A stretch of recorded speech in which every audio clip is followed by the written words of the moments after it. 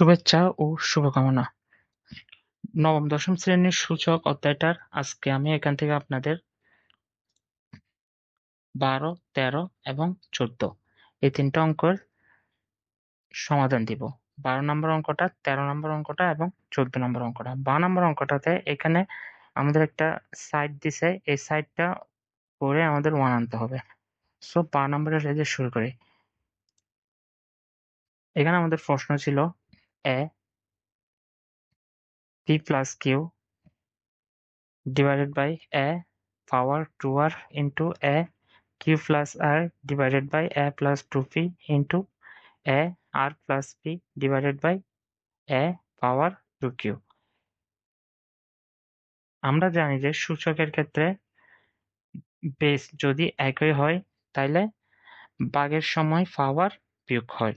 তাহলে এখানে এটার বেস হচ্ছে a এবং এটার বেস হচ্ছে a, আর এই দুটা ভাগ অবস্থায় যেহেতু আছে তাহলে এখানে পাওয়ার একটাতে একটা বিয়োগ হবে, অর্থাৎ উপরের পাওয়ার এটা থেকে নিচের পাওয়ার এটা বিয়োগ হবে।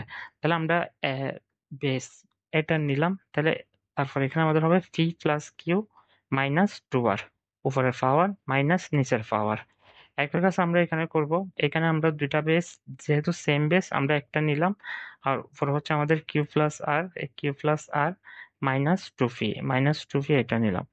এরপর আমাদের এ আর প্লাস পি, এই এ R plus P minus two Q এটা নিলাম। তারপর এখন এখানে আমাদের বেস একই এবং রাশিগুলা গুণ অবস্থায় আছে, আর আমরা জানি যে সূচকের ক্ষেত্রে যদি সেম রাশি গুণ অবস্থায় থাকে তাহলে পাওয়ার যোগ হয়। তাহলে এক্ষেত্রে আমাদের পাওয়ার সবগুলা যোগ হবে, অর্থাৎ এই তিনটা পাওয়ার, এই তিনটা পাওয়ার এবং এই তিনটা পাওয়ার, এই তিনটা পাওয়ার যোগ হবে। আর এখানে আমাদের বেস থাকবে এ। তাহলে এ বেস এটা আমরা নিলাম এবং পাওয়ার এই তিনটা যোগ করে দিলাম। প্রথম আমরা নিলাম প্রথমটা p plus Q minus 2r plus Q plus R minus 2p plus R plus P minus 2q, এই তিনটা পাওয়ার আমরা যোগ করলাম। এখন এখানে আমরা দেখতেছি যে পি এটা হচ্ছে প্লাস পি আর এটা হচ্ছে প্লাস পি, দুইটা প্লাস পি, আর এটা হচ্ছে মাইনাস পি। তাহলে এই দুইটা প্লাস পি আর এই দুইটা মাইনাস পি কাটা গেল। আর কিউর ক্ষেত্রে প্লাস কিউ প্লাস কিউ, দুইটা প্লাস কিউ আর এখানে দুইটা মাইনাস কিউ, অর্থাৎ কিউও কাটা গেল। আর আর এর ক্ষেত্রে এখানে দুইটা মাইনাস আর এখানে একটা প্লাস, এখানে একটা প্লাস। তাহলে এই দুইটার সাথে এই দুইটা মাইনাস হয়ে আর এরগুলাও কাটা গেল, অর্থাৎ এখানে আমাদের কোনো পাওয়ার থাকলো না। কোনো পাওয়ার থাকলো না মানে হচ্ছে জিরো, অর্থাৎ এ পাওয়ার জিরো। তাহলে আমরা জানি যে A power zero is equal one. যে কোনো রাশির যে কোনো ভিত্তির উপর পাওয়ার যদি জিরো আসে এটার মান হয় ওয়ান। তাহলে ওয়ান হচ্ছে আমাদের right hand side.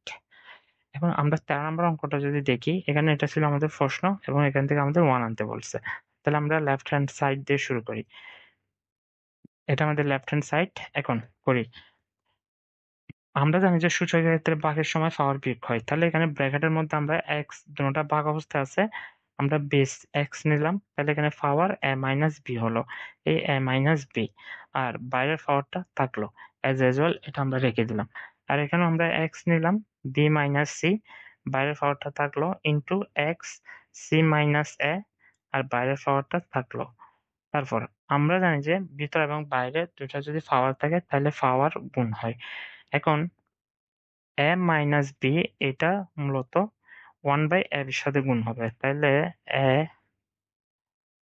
Minus B into, যদি আমাদের ওয়ান বাই এ বি হয় তাহলে এই রাশিটা মূলত ওয়ানের সাথে গুণ হবে, কারণ এখানে নিচে একটা ওয়ান আছে।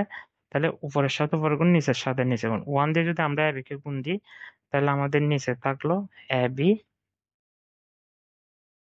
আর এ মাইনাস বি কে যদি আমরা উপরে ওয়ান দিয়ে গুণ দিই তাহলে এটা উপরে হবে এ মাইনাস বি, অর্থাৎ গুণফলটা হচ্ছে আমাদের A minus B divided by A B. একইভাবে আমরা এখানেও একই কাজ করব। এখানে আমাদের হবে B minus C divided by BC, আর এখানে হচ্ছে আমাদের C minus A, C minus A ওয়ানের সাথে গুণ দিয়ে C minus A divided by C A. এখন এখন এক্স এর উপর এগুলো হচ্ছে পাওয়ার। আমরা জানি যদি বেস যদি একই থাকে তাহলে পাওয়ার যোগ হয়, তাহলে আমরা বেস এক্স এটা ঠিক রেখে এই পাওয়ার তিনটা যোগ করে দিলাম। a minus b divided by ab, b minus c divided by bc, c minus a divided by ca। এখন এখানে আমরা ভগ্নাংশের যোগ করি। এইখানে আমাদের লসাগু হবে, এখান থেকে আমরা ab পেলাম, আর b এখানে আসছে, আর এখানে নাই যে হচ্ছে c, c অলরেডি আছে, তাহলে এখান থেকে আমরা লসাগু হচ্ছে আমাদের a b c। আর লসাগু বলতে বোঝায় তিনটা রাশি থেকে